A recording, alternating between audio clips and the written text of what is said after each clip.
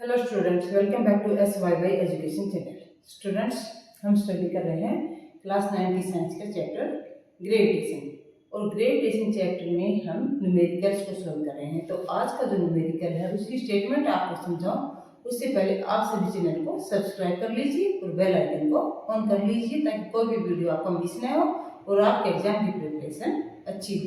तो चलो स्टार्ट करते हैं आज का न्यूमेरिकल।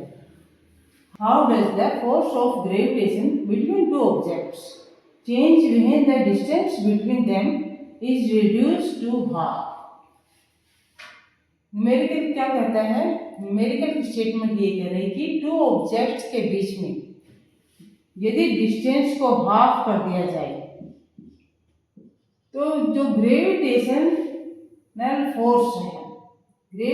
फोर्स है वो कितना होगा, कितना चेंज हो जाएगा, ये हमें बताना है। तो सपोज हमारे पास टू ऑब्जेक्ट्स हैं, ऑब्जेक्ट ए और object B. Object A and object B. Object A का मास है m1, ऑब्जेक्ट बी का मास है m2 और दोनों के बीच में डिस्टेंस है वो है r। जब पहली सिचुएशन ये है, इस सिचुएशन में फोर्स कितना होगा पहले हम ये फाइंड आउट करेंगे, तभी हमें पता चलेगा कि जब डिस्टेंस को रिड्यूस कर दिया जाए, हाफ कर दिया जाए तो कितना फोर्स होगा, कितना चेंज आ जाएगा। Universal law of gravitation. As per the universal law of gravitation the force of gravitation between the two objects क्या होगा, उत्तर directly proportional to mass of the objects and inversely proportional to square of distance between two objects.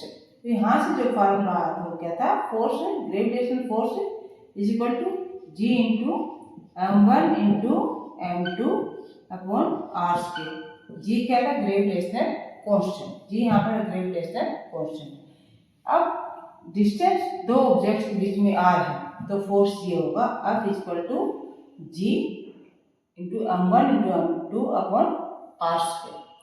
लेकिन question कहता है कि यदि distance को half कर दिया जाए, सेकंड केस, जो क्वेश्चन की स्टेटमेंट है वो क्या कह रही है, वो कह रही है कि दोनों ऑब्जेक्ट्स के बीच का जो डिस्टेंस है उसको हाफ कर दिया जाए।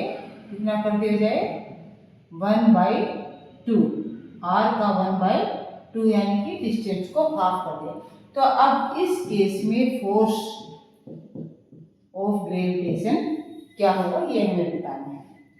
तो in second case as per question, second case क्या ये कहेंगे, as per question force of gravitation जो है वो क्या होगा, G into m1 into m2 upon distance का स्क्वायर यानी कि हाफ r स्क्वायर। अब डिस्टेंस हाफ होगा तो हम क्या करेंगे, हाफ r स्क्वायर। क्या आ जाएगा, G into m1 m2 upon 1/4 r square, 1/4 r square, क्योंकि हाफ का तो 1/2 का हमने स्क्वायर करते 1/4। ये आगा ग्रेविटेशनल फोर्स कितना बन गया है, ये हो गया है G।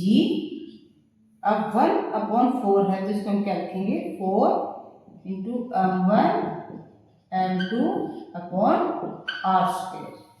और लिख देंगे कि force of gravitation is equal to 4 into G m1 into m2 upon r square. तो फोर्स ऑफ ग्रेविटेशन है टू ऑब्जेक्ट्स के बीच में डिस्टेंस को हाफ करने पर कितना हो गया है, 4 टाइम्स हो गया है। क्या हो गया है, 4 times.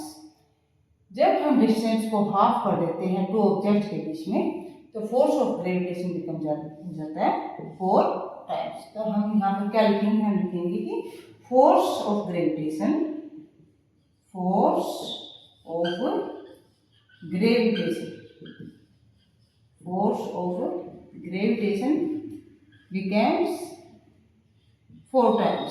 becomes 4 times when distance distance is reduced to half। Two bodies के बीच में जो डिस्टेंस को रिड्यूस करके हाफ कर दिया जाता है, तो जो फोर्स ऑफ ग्रेविटेशन कितना हो जाता है, वो हो जाता है 4 टाइम्स से इंक्रीज हो जाता है। क्यों?